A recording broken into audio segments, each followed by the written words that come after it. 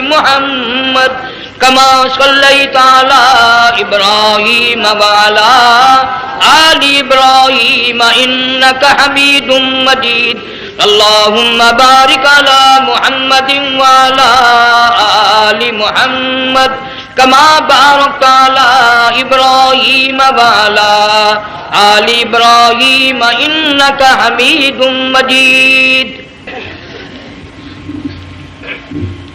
حضرات علماء کرام، محترم بزرگوں، عزیز دوستو،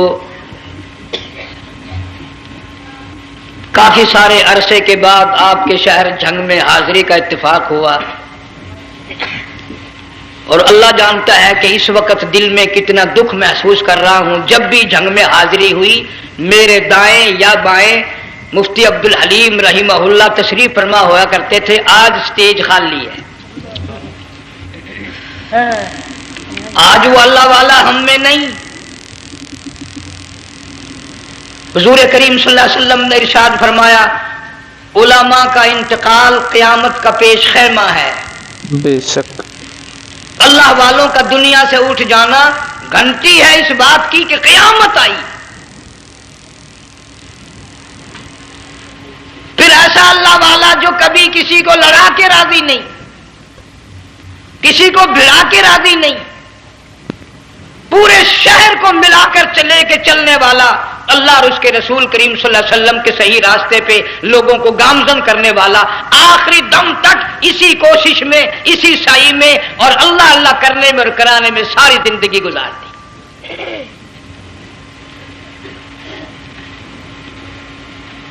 سارا شہر جنگ مل کر، سارے علماء مل کر کوشش کریں مفتی عبدالحلیم کو نہیں لا سکتے. یہ خلا پورا ہونے والا نہیں. پھر ساتھ ساتھ مولانا صوفی محمد یار صاحب سب قید رحمہ اللہ، وہ بھی اس دنیا فانی سے رخصت فرما گئے. ایک اچھے خاصے طبقے کو وہ بھی داغ مفارقت دے گئے. اور قریب ہی کے زمانے میں سرگود شہر میں مفتی احمد سعید صاحب رحمہ اللہ وہ بھی رخصت ہو گئے. تو یقین جانو ان حضرات کا دنیا سے اٹھنا اس بات کی علامت ہے کہ ملک میں کچھ نہ کچھ ہونے والا ہے. جب آگ لگتی ہے، طوفان آتا ہے، بارش آتی ہے، عورت اپنے بچوں کو تلاش کرتی ہے، ادھر آ جاؤ، بارش آ گئی، آگ لگ گئی. اللہ پاک بھی اپنوں کو پہلے بلا رہا ہے، یہاں کچھ ہونے والا ہے، تم پہلے ہی آ جاؤ.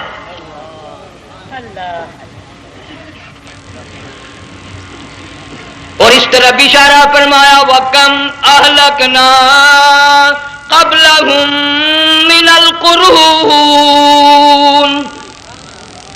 اللہ فرماتے ہیں میری زمین پہ عداوت نہ کرو، فساد نہ مچاؤ، قتل نہ کرو، خون نہ بہاؤ، ناحق لوگوں کا خون نہ بہاؤ. اللہ پاک کی زمین ہر روز صبح کو عرض کرتی الہی لوگ مجھ پہ زنا کر کے چلتے ہیں، بدماشی کر کے چلتے ہیں، اجازت دے میں لقمہ بنا کر نگل جاؤں. مجھے اپنے اوپر ان کا چلنا پسند نہیں، مجھے اچھا نہیں لگتا. ہر روز آواز لگاتی ہے ظالمو، بدکارو، بدماشو، میرے اوپر دندناتے پھرتے ہو. ایک نہ ایک دن میرے اندر آؤ گے، تمہیں پتہ چل جائے گا کہ میں تم کو کتنا دشمن رکھتی تھی.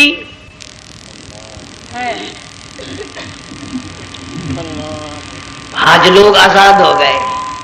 جو کسی کی سمجھ میں آتا ہے وہی بکتا ہے، جو سمجھ میں آتا ہے وہی کرتا ہے. نہ کوئی راہ متعین رہی، نہ کوئی مسلک رہا، نہ کوئی بات رہی.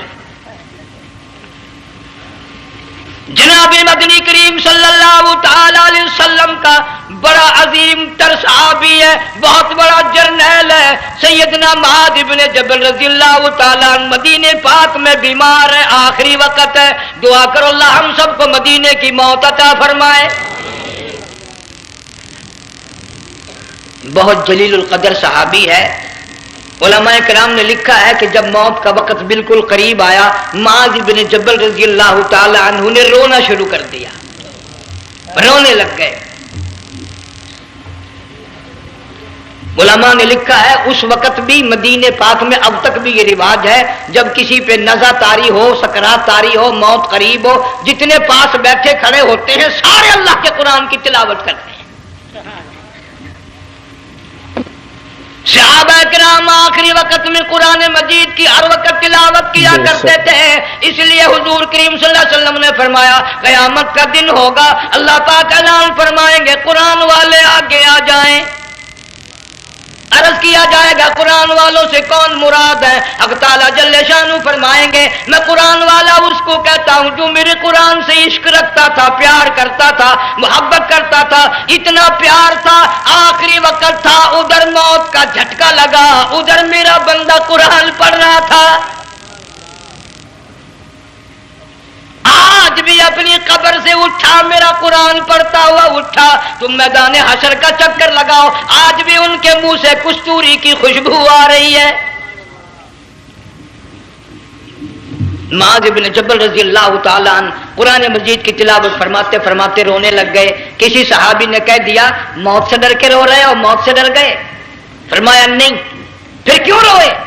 صحابی کہتا ہے میرے دل کی تمنا میرے دل میں رہی، میری آرزو پوری نہ ہو سکی، میری حسرت پوری نہ ہوئی، میرا ذوق پورا نہ ہوا، میرا شوق پورا نہ ہوا، میری تمنا تھی گرمی کا موسم ہو، رمضان کا مہینہ ہو، میں روزہ دار ہوں، جہاد فی سبیل اللہ ہو، کفر اسلام کا مقابلہ ہو، میں کئی کافروں کو قتل کر دیتا، پھر کافر بھی اکٹھے ہو کر مجھ پہ ٹوٹ پڑتے، میرا ناک کاٹ لیتے، میری زبان کاٹ لیتے، میں اللہ کی حضور میں جاتا، اللہ مجھ سے پوچھتا معاذ دنیا سے کیا لایا؟ میں عرض کرتا الہی بولوں کیسے، زبان بھی تیری نام پہ کٹا کے آیا ہوں، اور روزہ رکھ کر آیا ہوں، نیت یہ ہے کہ تیرے محبوب کے حوض کوثر کے پانی سے روزہ افطار کروں گا۔ ان اللہ والوں کی یہ موت تھی۔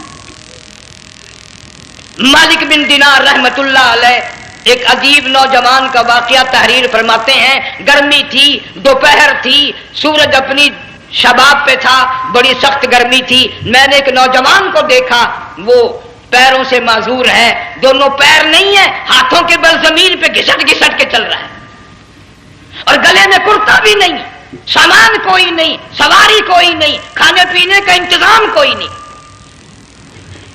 مالک بن دینار رحمت اللہ علیہ فرماتے ہیں میں نے اس نوجوان سے پوچھا کہ تو کہاں سے چلا اس حالت میں؟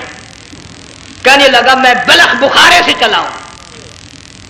تجھے یوں ہی ہاتھوں کے بل گھسٹتے چلتے کتنا عرصہ گزر گیا؟ نوجوان کہنے لگا اللہ والے 7 برس ختم ہو کر 8واں لگ چکا ہے، اس حالت میں کہ جی ہاں اسی حالت میں، تیرا کھانا پینا۔ جوان کہنے لگا والذی ہوا یطعمنی ویسقین وَإِذَا مَرِضْتُ فَهُوَ يَشْفِينِ، اللہ ہی کھلاتا ہے وہی پلاتا ہے، بیمار ہو جاتا ہوں وہی تندرستی عطا کرتا ہے۔ اور نوجوان دوپہر بڑی سخت ہے، گرمی بڑی سخت ہے، میرے یہاں دوپہر کو آرام کر لے، قیام کر لے، کچھ دیر ٹھہر جا، آج میرے یہاں قیام کر لے۔ نوجوان رونے لگا اور کہنے لگا مالک بن دینار یہ 2-4 منٹ جو تیری ساتھ باتوں میں میرے خرچ ہو گئے، مجھے ان کا ہی بڑا دکھ ہے، میں اور اپنی اس معذوری میں ہاتھوں کے بل 2-4 گز گھسٹ کر اور اپنے رب کے قریب ہو جاتا۔ یہ جو تیری ساتھ بات کرنے میں تھوڑا سا وقت خرچ ہو گیا، مجھے اس کا ہی بڑا دکھ ہے۔ ارے تو تھک گیا ہوگا۔ جوان کہتا ہے تیرے دیوانے مگر چلنے سے رک سکتے نہیں، تیرے دیوانے مگر